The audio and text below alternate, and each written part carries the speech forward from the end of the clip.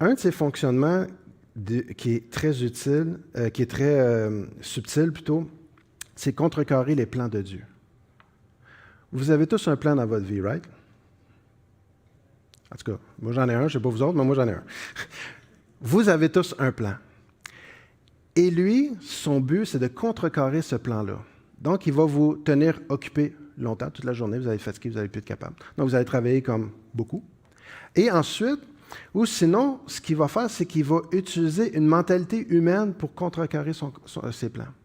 Je donne un exemple, dans Matthieu 16, 21, 23, qui dit « Dès lors, Jésus commença à faire connaître à ses disciples qu'il alla à Jérusalem, qu'il souffrit beaucoup de la part des anciens, des principaux sacrificateurs et des scribes, qu'il fut mis à mort et qu'il ressuscita le troisième jour. Pierre, l'ayant pris à part, se mit à le reprendre, qui veut dire, reprendre ici, ça veut dire l'accuser vivement. Et il dit, « À Dieu ne plaise, Seigneur, cela ne t'arrivera pas. » Mais Jésus se retournant et dit à Pierre, « Arrière de moi, Satan.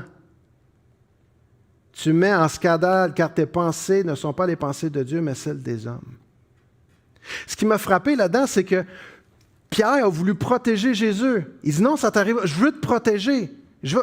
Puis il dit, non, arrière de moi, Satan.